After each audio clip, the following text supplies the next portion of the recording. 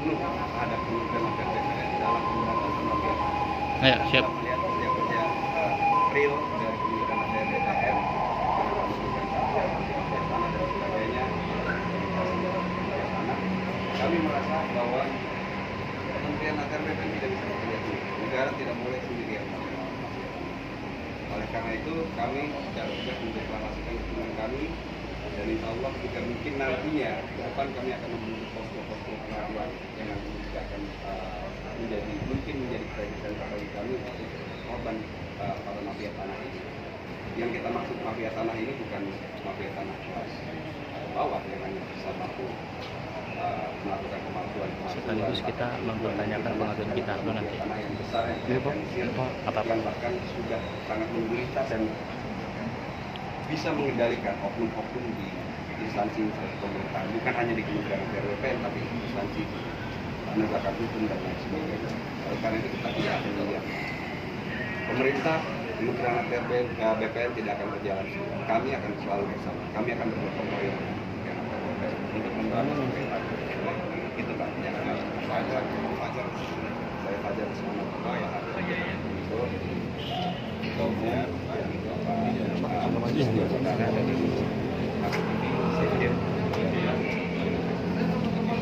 Ada bahan yang mau disampaikan? Terima kasih. Tadi surat kita lakukan. Baik, saya mewakili Bapak Menteri dan juga pejabat.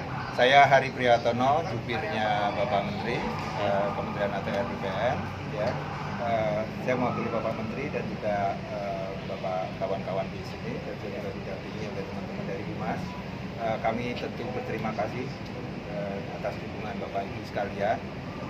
Tapi sekali lagi kembali pada tupoksinya Kementerian ATR BPN, kami hanya berfokus pada yang terkait dengan mafia tanah, ya, yang masalah hukum dan sebagainya itu menjadi tupoksi kementerian lain. Nah, insya Allah dengan dukungan Bapak Ibu sekalian ini juga akan memberi semangat bagi kami untuk terus melaksanakan apa yang diperintahkan oleh Bapak Presiden dan apa yang menjadi tupoksi kami di Kementerian ATR BPN. Kira-kira begitu Bapak Ibu sekalian, dan sekali lagi kami mengucapkan banyak terima kasih. Semoga apa yang Bapak Ibu inginkan itu juga menjadi keinginan kami bersama untuk bekerja bersama-sama, kita sama-sama memperjuangkan Indonesia bebas dari mafia tanah.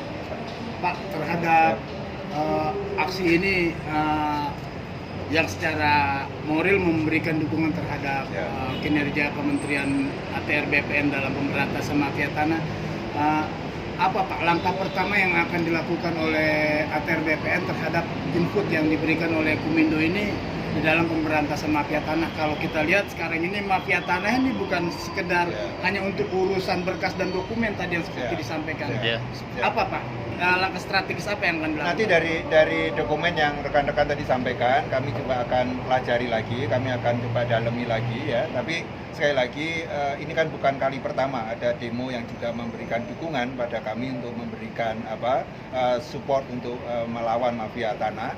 Dan mafia tanah ini juga bukan baru persoalan hari ini juga persoalan yang sudah berlangsung cukup lama. Tapi sekali lagi tentu dari Kementerian ATR dengan Menteri yang baru di bawah Pak Hadi tentu mempunyai strategi dan langkah baru ke depan.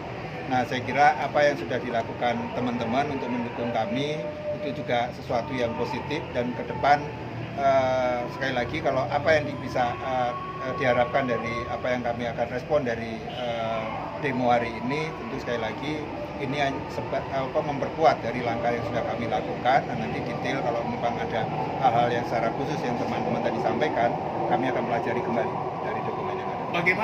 Bagaimana Pak kebijakan Pak Menteri terhadap input-input yang diberikan oleh masyarakat? Apakah membuka pintu 24 jam terhadap laporan yang disampaikan? Oh ya, itu sudah sejak lama itu semua laporan-laporan kita terbuka dan kita akan respon dengan baik, Bapak. Gitu. Jadi di kami di Humas juga ada sesi pengaduan, dan seluruh pengaduan termonitor, dan seluruh dokumen-dokumen yang dimasukkan atas pengaduan juga itu didalami oleh tim.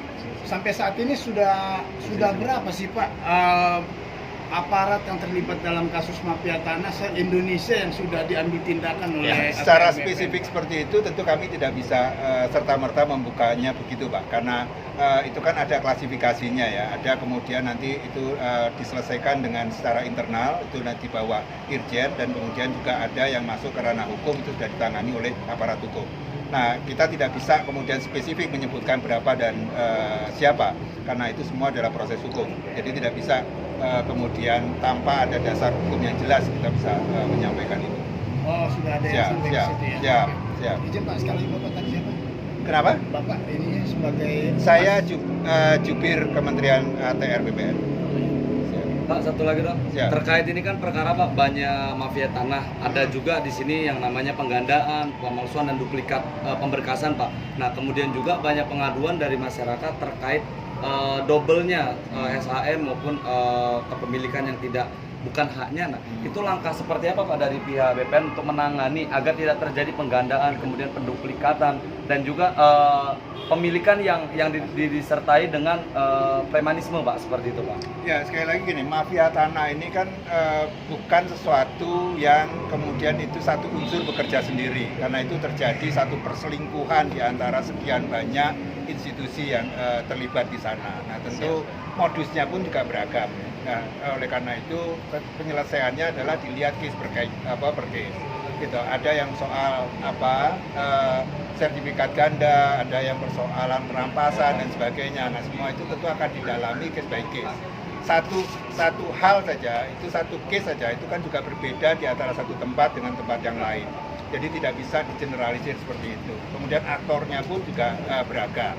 Nah, tapi juga tidak bisa dikatakan itu serta-merta bahwa pihak-pihak yang disebut terlibat itu adalah kemudian menjadi pesakitan. Tidak serta-merta seperti itu. Sekali lagi itu ada proses untuk menetapkan seseorang itu keterlibatannya sejauh mana. Oke, untuk terakhir Pak, nah kan mengenai Pak permasalahan yang ada di wilayah-wilayah setempat Pak, di sini banyaknya permainan di antara dari pihak BPN Pak. Nah, pertanyaannya bagaimana tindakan dari pihak ATR BPN ini menangani kedisiplinan terkait adanya penyelewengan dari pihak BPN yang tidak mentransparasikan informasi publik Pak? Ya, sekali lagi saya ingin tegaskan bahwa mafia itu dari melibatkan aparat yang paling bawah di tingkat desa sampai aparat-aparat di tingkat tinggi gitu ya. Nah, sekali lagi yang berkaitan dengan BPN itu sekali lagi itu juga akan dilihat sejauh mana keterlibatannya, dan oleh karena itu untuk sanksi administratifnya itu ditangani nanti oleh direktorat oleh tingkat di Irjen, dan kalau memang itu nanti memasuki ke ranah hukum itu yang nanti diselesaikan oleh aparat hukum. Sekali lagi tidak bisa secara serta-merta indikasi-indikasi itu sudah bisa dipastikan ada satu keterlibatan secara hukum, ada pelanggaran hukum di sana. Oke, terima kasih Pak. Terima kasih Pak. Ya Pak, terima kasih Pak. Ya Pak, yuk. Ya Bapak.